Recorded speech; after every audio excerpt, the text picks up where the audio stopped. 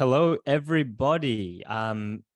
Welcome to another Checkbox webinar. This one is a very special one today that I'm extremely excited about, and glad to see some familiar faces in the audience as well. Thanks for joining us. Today is a webinar where we don't have a guest speaker. Instead, we have a collection of people from our company here at Checkbox to walk us through the latest AI features that we've just released on the product, primarily around how we power our workflows and request management with an AI front door. If you've never met me before, my name is Evan. I'm the co-founder and CEO of Checkbox. I've spent the better part of the last 8 years working with legal teams across the world in implementing no-code automation and really improving the efficiency of legal departments. But like I said, I'm joined by two of my very favorite colleagues today. I've got Dave Moore, who heads up our sales in North America. Dave comes from, again, 7+ years in legal tech, working not just in workflow automation, but also in other areas like CLM, legal hold, e-billing. So he comes with a wealth and a breadth of experience across all categories. Really glad to have Dave here. And he also comes from a solutions engineer background. So not your typical sales rep, actually comes with a lot of technical chops and hands-on ability in the platform. And I also have a very special person, Minu. Minu is special. He's been with our business now for over 5 years. He used to lead the customer success function, working directly with our customers on implementation, and has moved into the product role where he now champions and leads the development of these products like the AI features you'll see today. So that's the caliber of people that's joined me. I'm really excited to talk about sort of AI in the midst, obviously, everything, ChatGPT, LLMs, and share with you how you can bring those concepts into a product like Checkbox, into workflow. So to kind of start off, I wanted to kind of share with you a little bit of a picture, right? You might be wondering, what has Gordon Ramsay got to do with legal front door or AI? Well, I think when we think about how the legal team operates, typically, it looks a little bit like this, where you have the cooks, the chefs, being very esteemed, well-trained, making the best meals, also walking out and having to serve, take orders from the customers in addition to doing work. Now, if you walked into a restaurant and the chefs were walking out and taking the orders, you'd think that's pretty strange, that there are no servers that are taking care of that responsibility so that the chefs can simply focus on cooking a good meal. But unfortunately, a lot of legal departments look like this, where the chefs are in fact taking orders in email, taking orders on phone call, on Slack, on Teams, and many other things as well. And so you end up with a whole bunch of potentially Gordon Ramsays who are like, this took kind of long, this smells kind of weird, and why did it take you so long to serve me? And so the first thing I want to do is actually get a read of the room here and see how you all are currently, I guess, taking orders from your business. So I'm gonna launch a very simple, quick poll here. The poll is, where do your business users raise their requests for you? Is it email? Is it Slack? Is it Teams? Is it other? And if you select other, I hope it's not. The other day I heard WhatsApp. That sounds extremely painful. I hope it's not WhatsApp and text. We'll give that we'll give it another 10 seconds. Email, Slack, Teams, other. It's multiple choice. All right. So we're getting a sort of spread across. Mainly, actually, the front runner right now is email, with, as you can expect, some Teams, some Slack, and some other as well. So that's pretty normal. We see usually a distribution across all of these, but of course, email being that uniform medium tends to be the most popular, which is interesting. I think, let me just share the results for a moment. I think that's interesting because we'll be able to touch on all of these in a moment as we look at how we can bring, using AI, the intake experience a bit closer to the business. So Let's look at a little bit of the challenge areas before we kind of jump into the actual demo. Often when we think about the areas in which this kind of intake or request management falls into, we tend to think of three areas. The first area is, the intake process itself, really the interaction with the business. And I want to kind of draw on Dave's experience here. He spent years working with teams talking about intake. So Dave, what about you? What kind of challenges do you tend to see when we talk about intake? Yeah, so you think about your poll, and we've got email, Slack, Teams, and other. I think a long time ago I was hearing like there's too many ways for people to reach us, but I actually think that that's a good thing. I think for the business, it's like making yourself available through a number of different channels. I think the challenge that I hear over and over again is that it's not centralized anywhere. And so if you think about that in reality, somebody emails you, they might follow up on it on Slack or Teams. Um, those initial inquiries are unstructured. They're in different places. They're not being funneled into a central location. And so, because of that, it causes the folks either, doing the triage and assignments, or the people that are actually like receiving the intake to go to multiple different places to follow up on things, or to have an understanding of what's getting done. And like the underlying thing I think there is risk, right? You're opening up yourself to operational and financial risk should things not, so maybe slip through the cracks or not get done in a timely manner. So that's like mainly what I hear. And then the other thing with intake is that oftentimes we hear from businesses that like the requests are going to the wrong people. Sometimes the requests are not even intended or appropriate to go to legal in the first place. And so it's taking time to get a response. The performance and resolution of those requests is not great. And so that's mainly what I've been hearing. Yeah, absolutely. I think the amount of times I hear about legal teams taking in work that should really go to HR, or I heard the other day, legal was getting asked, why hasn't this vendor paid this invoice?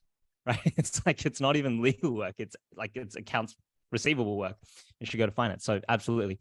And then the next area we look at is around triage.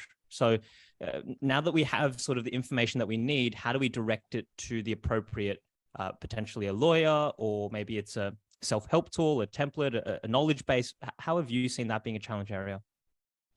Yeah, I think again, it goes back to like the structure of it all. So until now, we haven't seen email or Slack or Teams be able to take advantage of much structure. You get a subject line, you get a body of an email, ability to put an attachment.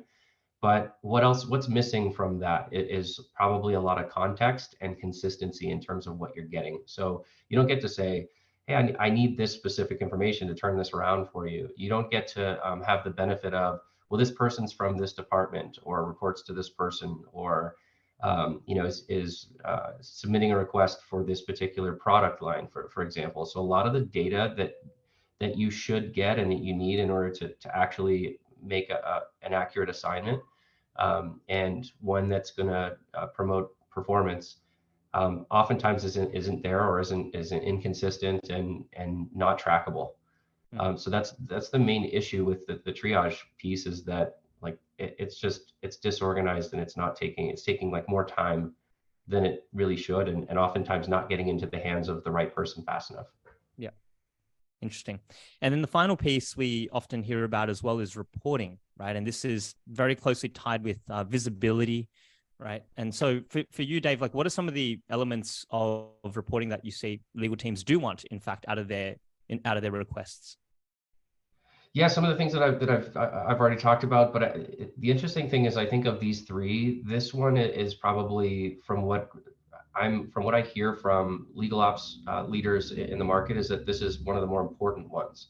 But the first two are required to solve for if you want to have a response to the last one, because I think at the end of the day, legal ops leaders and senior legal leadership are really looking to really be more of that, like, an enablement, center of excellence, center of innovation in the business, where historically they're not seen that way. And it's difficult if you don't solve for number one and number two, intake and triage, then it's very difficult to impossible to demonstrate your value to the business, to wrap your arms around like really the performance and value that you're delivering. And then you may also have risk of maybe being outperformed by other departments for resources and technology and other things that you need in order to perform as a department. And so, if you can get your understanding of what are we working on, where is it coming from, what's the value of those things, how long is it taking us to turn around, and so on. That's the kind of data that we hear as sort of like that foundational level that people are looking for. And then as you get more sophisticated, as you're adding technology like what Checkbox can offer, it's like, okay, now I can get more granular and say, between these two points of a process, where are we losing people, or where are we bottlenecked, and how can we improve performance? So but that foundational step is what I hear all the time is people just don't have it yet, absent of technology. So and often what we see in an attempt to solve for these, right, are a whole bunch of different methods. I've heard legal teams have people man this centralized inbox, like someone's role or a big part of their role is just monitoring things into legal at, company xyz.com and having to manually triage that. I mean, what else have you seen, Dave, in attempts to sort of manage this sort of life cycle of requests? Yeah, I think that's a marginal improvement over going to resources directly. But then you get this problem of, well, there's a legal at, and then there's a compliance at, and like maybe even some of your individual teams within the legal department start to get their own, and it becomes unmanageable again. I've seen some people go to the length of creating spreadsheets, or sometimes using technology that's intended for other departments that just really isn't well suited for legal to get some of that. But oftentimes involves a lot of manual effort and just isn't the right sort of user experience, and so it lacks adoption for that reason. So yeah, and there's not a lot of great solutions without the right tool that I've seen people implement. It's a good segue you use the word adoption, because thanks, Dave, by the way. What I want to share is kind of our vision for how this could be solved for, right? At Checkbox, we believe that we really need to meet the business users where they are, because like you said, adoption is key, and change management has always been very difficult. Like, we've been in the game for a while now, and we've sort of implemented front doors for really large organizations years ago, where the approach we took back then was, hey, why don't you ask all of your business users to just, every time they want to go to legal, you have to go to this like new intranet portal page and click on this button, right? And it's really difficult to really drive adoption in that way. And so now with the latest developments in AI, we're trying to bring the front door, if you will, to the actual business users where they live. Maybe we have multiple front doors that all sit in systems like Salesforce and Slack and Teams and email. And when they open that door, all of the roads lead back to a centralized view for the legal department. So the central front door as a concept is actually not central for the business. No, it's actually central for the legal department, right? And that's actually what we want. As a team, we want to have a centralized view. All the requests, regardless of where they come from, whoever it comes from, different geographies, etc., all come back to the same dashboard view that Dave was talking about, but we actually have multiple doors meeting the business users exactly where they work naturally to really drive up that adoption and minimize that change. And not only that, we are really here at Checkbox combining three key concepts, right? Conversational intake, breaking out of the traditional forms-based intake. Right now, forms still play a really important role in workflow because it is a structured process. But at least for intake, which I want to kind of separate out as a concept from workflow, at least for intake, we believe that conversational intake is actually the most natural for the business. They can phrase things in their own language in a way that they understand. They don't need to understand what a NDA actually is or an MSA is, the difference between them. They don't need to know what a litigation lawyer is. They just need to phrase their own problem in their own way. Conversational intake. When we combine that concept with knowledge, organizational knowledge, which already sits in things like your templates, your documents, your policies, being able to combine that with intake and be able to answer some of those questions right off the bat, to provide context to some of the answers right off the bat. And then combining that with the third concept, which is our bread and butter, workflow automation, right? So as the knowledge is provided, as the answers are given through inquiries coming into the legal department, we are also then funneling people into the appropriate workflows to collect those approvals, to make those disclaimers or those disclosures that may be needed, and to really move through a business process that may not just be legal, but maybe cross-functional as well. Okay. So as we go through today's demo, as I turn over to Minwoo, keep that in mind. We are really combining those three concepts: conversational intake, internal knowledge management, as well as your workflows. And so with that, Min, super excited to hand over to you to show exactly what we're all talking about here, the AI front door and assistant. It's demo time. Awesome. Thanks, Evan. Really appreciate it. And thank you, Dave, for setting the context behind it. And hi, everyone. Really excited to show you the new product that we've been working on, which is our AI assistant. As Evan mentioned, this is really the door by which we want to meet the business where they are and allow them to conversationally engage us in the resources that we have. And so to help us frame today's demo, I think it's just worth spending a minute looking at how legal requests are being handled in the absence of AI. So what does it actually look like? And for some of us here, we would traditionally have something like an intranet portal, like as you're seeing on your screen here, and I hope I'm showing that there. Let me know if I'm not, but it's on this sort of central portal that we'd have all these requests come through. The business would come here, they'd come to us. The FAQs, policies, and common links that we think the business typically would need would be placed here. And so if they need to have access to things like workflow apps, they might, go ahead and click on one of these tiles which link to those legal resources. And so you can see here as an example, we've got sort of like a legal services gateway. And so the efficacy of that legal request, or how effective it is, triage to the appropriate attorney, is determined by the questions and sort of the content that we put in the workflows. And so it's almost left to the business to determine how they should best structure their request. But as Evan mentioned, there's really two key challenges here, right? One is the business needs to come to legal. And so the onus of navigation is left to them to kind of find the appropriate legal resource. And secondly, the business needs to understand our language, right? We're often sort of trying to, make it watered down or at least business friendly, but there's no denying that sort of natural expression, there's a gap there. The business is sort of expressing their requests in a different way. And so we're really excited to share that we've built an AI assistant with those challenges in mind. And so to help us sort of see how this experience plays out, I want to show an example of where these are happening. I know that these conversations are typically happening in Slack and in Teams, and we saw email as well. So for this demo, to show you how the AI assistant would work, and so how these requests would be handled, let's go ahead and jump over to Slack and see a real life example. To help us see, all of this in action, let's imagine the experience from the business user. And so instead of going through and leaving their BAU systems to go and reach us in our sort of intranet portal or to email us, to sort of leaving their platform, the business user can simply kick off that experience within Slack by interacting directly with the AI assistant. And so in this scenario, let's imagine that the business user needs help with a contract. And so they might head over to this particular app and say, I need help with a contract. I've left the context intentionally vague, as you probably have experienced as well.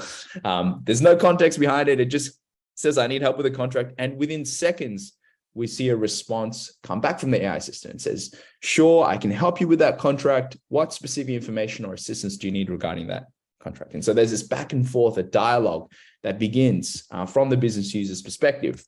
And so we might then say something like, "I have a contract I want to execute.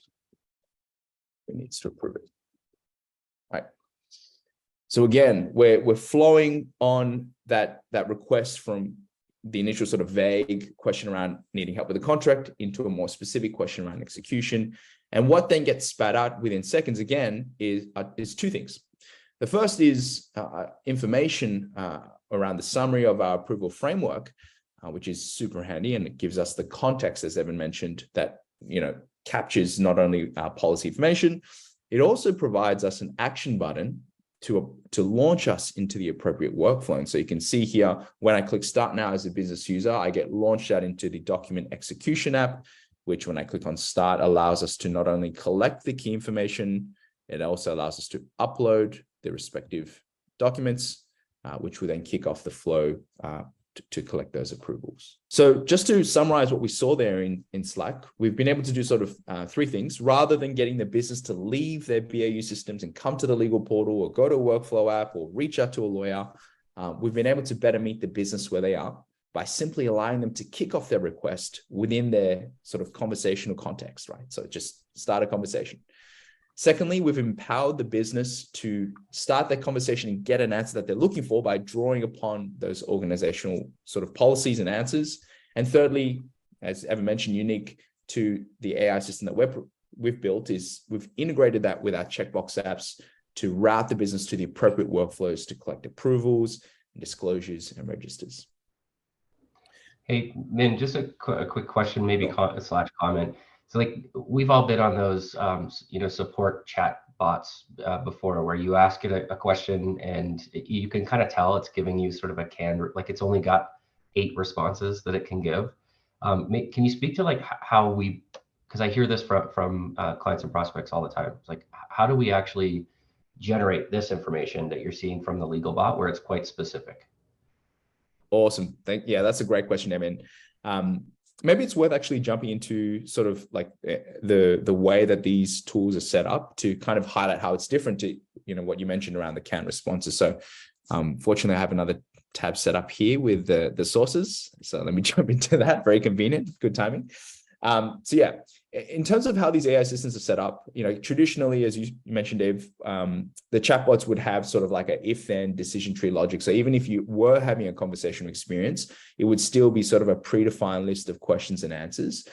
In our world, the way we've implemented it, it's really straightforward. We basically upload a set of documents or policies, and we connect to our existing workflow apps, simply train the bot within seconds, and the AI assistant is then able to immediately begin answering those questions. And so you can see here, we've got a document around approval and signing requirements. That's what was actually powering the description that came into Slack, which said, okay, if it's between this value, we need to get a sign off from this particular stakeholder. And in the bottom left-hand corner, you can see the document execution workflow app, which is the app that we then launched into when we then determined that we actually need to collect those approvals. If we want to actually increase the surface area of what the conversation is able to respond to or what the AI assistant is able to handle, it's very straightforward. We just click on documents and say, I want to train it on our maternity or paternity leave policy. You can go ahead and upload that, add the source and train it. Or perhaps you want to connect it to other apps, whether that be within our team, or let's say, as an example, just onboarding process here. We want to expand that reach to walk people through the onboarding process. We can absolutely do that as well. When you use the word train, what does that mean? Like, do we have to get a data scientist, or how are we training the bot when you say train?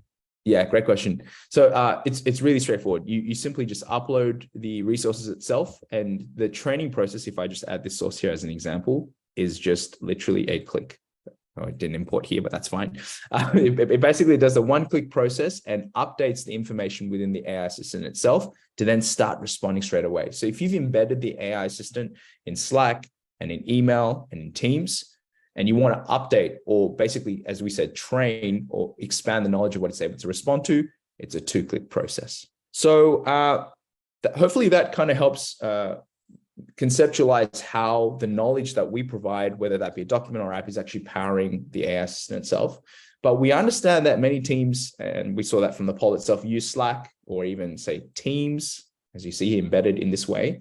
But it doesn't avoid the reality, which is that most business users will still email us. And so you probably have legal@company.com or compliance@company.com. And as I mentioned, it's probably someone always watching and still needing to triage those responses via email. And so what we've built is a way not only for it to live within the conversational platforms around Slack and Teams, but also built our AI engine in such a way that it can actually monitor and respond to emails for you and create that conversational experience right within the channels that already exist. So let's see that in action. Let's assume again that we're a business user. We want to create a new email. And so we'd forward our email to some sort of, central intake.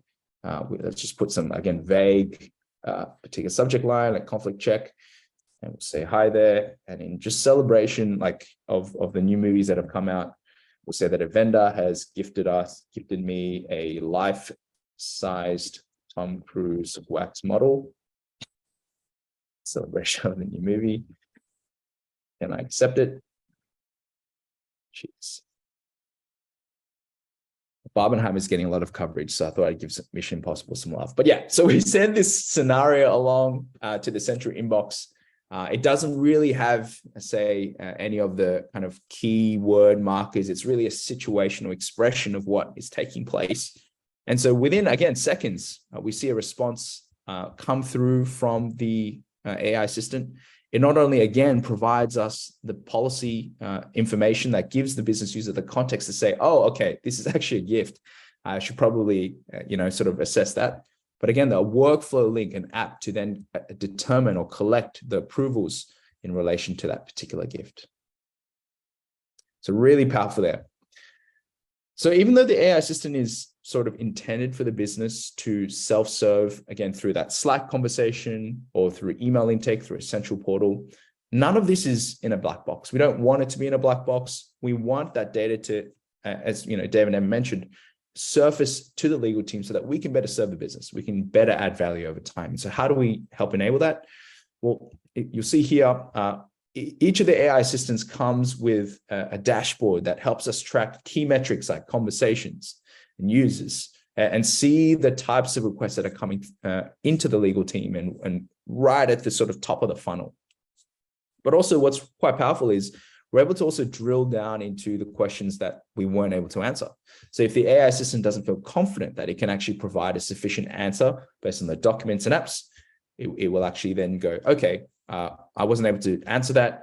It will flag what those questions were. And then we can then use that data to improve the policies and create a feedback loop that expands the efficacy and quality of our AI assistant over time. Not only that, we can then drill down into things like origin source. So how many of our requests are coming through sort of the email interface or the Slack interface, by user, and of course by time range as well. And this gets stitched in with the broader dashboard capabilities that our workflow is also capturing as well, right? Because again, we filtered users through the policies and the workflows, and that data is then aggregated in a central dashboard that allows us to visualize all those requests that are automated away, but also the ones that are going to our attorneys. And so we can do things like measure what is the type of work, or answer questions like what is the type of work that is being requested from the business. How much work is actually coming through, what's the demand over time, what work is sitting with which attorney, and even drill down into things like workload allocation and capacity management. And you can see here things like SLAs, not just at a team level, but all the way down to the attorney level as well. So creating that complete picture from the request intake side, again, meeting the business where they are in the Slack experience, that conversation that's taking place, in email and the central inbox, and having that response take place and seeing what is being sort of automated away, but also seeing what is flowing through to the legal team to create that uniform picture to then, as Dave mentioned earlier, give us the ammunition, the collateral to then identify areas of improvement, get visibility on work that's coming to the team, and ultimately do things like build a business case for additional headcount and really power our team to add value to the rest of the business. So that's it. That's the AI assistant. It's super cool. It's really the first of sort of many AI tools. I won't say too much. I think it's I'll save it till we announce a future webinar where we show some other AI tools there. But yeah, I might hand it back over to Evan. Man, if you don't mind, I'm going to surprise you with a few questions here. Look, it's really cool. Obviously, you showed how it can handle the examples of helping with contracting work and even non-contracting work around gifts and entertainment, like policy and compliance.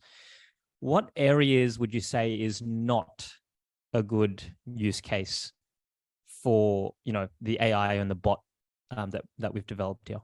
Yeah, this is a great question, Evan. So, when we started out building this AI system, we really wanted to keep our horizon of what was possible pretty broad. So we wanted to explore things like, would teams be open to sort of, generating content and relying on the AI assistant to even provide an answer that, it's sort of pulling in from external sources. And so we found that over time, the appetite for something like that is pretty low. So I think the general consensus is teams want to control the type of answers that the legal bot provides, given the nature of the responses. They want to control the workflow apps that it links to. And so we wanted to, again, hand that control over to legal teams, but also the creative nature, given the sort of the rapid development in AI is an area of caution for us, right? We don't want necessarily those answers to be fake, or we don't want them to be, as the industry says, hallucinated. So we want to, again, reduce the amount of risk there and just simply make the domain an area that we're comfortable with. So I'd say generating sort of abstract content, probably not a great use case for our AI assistant, but primarily powering and using the organizational policies and apps to give those responses where it fits best. That's really interesting, because I think I know you and I were chatting the other day, and we came to after kind of doing a lot of testing with this with customers and partners, we realized that actually when you look at ChatGPT, which everyone's now become a lot more familiar with as a consumer, and then you look at enterprise built AI, like the ones that we're showing here, the difference is when you're building for consumer, user experience from a human level, like the entertainment value of speaking with something that actually feels a bit more human, right? It has a bit of a personality. It's able to kind of create variations in the response. You ask the same question, it answers it differently every time. That's sort of somewhat attractive in those contexts where you're having a conversation with ChatGPT. But then in the enterprise context, what we found was that people don't necessarily value that. They value very much more the word you use, which was control, right? Control, certainty, accuracy, right? Like these are the concepts that people really care about when interacting with, advice around knowledge and policies and process. And so I think, it's pretty interesting that you mentioned the word control, because that's I think a very key point to pick up on. On that note, actually, what about let's say if a bot couldn't answer a question, you showed how you can kind of filter the data to show where it sort of hit a wall. Mm-hmm. Can you customize the response of the bot, or is it defaulted? Like, what's the fallback, right? Because again, the bot's not going to solve everything. Yeah. So what's the design here? It's a great question. Yeah. So with the fallback response, as you said, so there will be questions that come through that it's not able to answer. So we've created a way for teams to say, okay, in the event that our AI assistant isn't able to provide a sufficient answer, can we actually create a path for those users to then continue the conversation, or to reach out to someone to then, actually go on forward with their request? Because there's nothing more frustrating than starting a conversation, feeling like you're engaging with somebody, and then finding out, oh, none of the answers have been provided actually meet what I'm looking for. So in this case, we've provided a template around sort of, hey, I'm not able to answer your request, please reach out to legal, and this is the email that you'd go to. And so that's kind of what gets invoked as part of that fallback response, completely customizable. So if you want to provide instructions around, hey, sorry, we weren't able to provide you with the answer, here's what happens next, and here's sort of, the hyperlink you need to click and where you need to go to, you can build that experience in as well. And so again, makes it a bit more sort of seamless in terms of going from request through to then the answer that they need to find. Mm-hmm. And the example you have here, the default is obviously, hey, send an email to the centralized inbox, kind of like a self-folding, folds back into the original sort of traditional approach. But this doesn't have to be an email inbox. It could be, say, a workflow that is an intake form that captures information and then again auto assigns it to a lawyer, right? So I think there's some flexibility that could be built there. There's a question from our good friend and customer, Mitch. So Mitch says, is there a report that can keep track of the accuracy of the bot when it is used? So maybe you can jump back into the dashboard and show that piece again there. So yeah, happy to walk through that. Yeah, so that's right. So we see here, we've really thought of that accuracy piece in mind as from the beginning. And so we wanted to create a way to say, hey, given that a lot of the conversations are self-serve, can we actually create a central view to see all the conversations, but also the areas that, say, the AI system wasn't able to answer? And so you can see it, even as an example, we've had 100 conversations, and of those conversations, 27 specific questions we weren't able to answer. So you can see that drill down around what the AI assistant isn't able to respond to. And over time, you can then take that to actually improve the response rate. I think it's pretty healthy to actually assume at this stage that all the other conversations, or I should say all the other responses, have been directly pulled out from the policies and the apps. And therefore you can take a look through and say, okay, the questions have actually directly been answered by this particular policy or this particular app. So there's a healthy assumption that we can take there as well. I think just to add, well, I answered it correctly. So I think that sort of that's what Min's speaking to in terms of like the trackability of everything. So you can go in and see all of the different conversations. I think maybe to address this in a different way, oftentimes when we think about AI accuracy, what a lot of people are used to, which like maybe had a little bit more exposure in the market to date, is more like the auto extraction. So we have a document that has some terms. The AI needs to pull those terms out. How often is it pulling out this term and properly categorizing it? The reason why that's able to be so successful is because you're putting the same sort of prompt to the system each time. And so you can say, like, this is the term and here's how we define it. With a chat-based intake system, you have different people asking a question in different ways. And so it becomes really difficult to go in and say, like, this is accurate based on this response, because the questions that are being asked are asked in different ways each time. So the way to address that, again, is to monitor using a system like this, where you can say, here are the conversations that are coming in. Let's take a look at the answers. Let's make sure that the source documentation that it's looking at is a closed loop, where it's just the documentation that we've provided and not like the broad web. That sort of thing.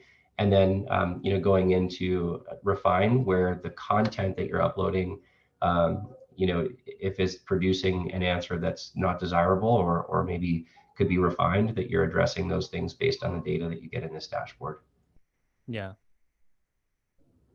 Absolutely. Yeah, no, Mitch, you're spot on. You are spot. So for people who are not monitoring the chat here, but basically Mitch is saying definitely, so definitely start small with some use cases that are more clearly defined and really nail that. So spot on. I think the key thing with the other end to Dave's answer, right? Like, we give you the tools to monitor every single conversation so you can actually audit and catch out inaccuracies. But the other side is to understand that you do actually have control to improve the accuracy of the bot. So back when we were talking about control and consistency, right? There's a setting, right? There's a setting, so to speak, for these types of AI models called temperature.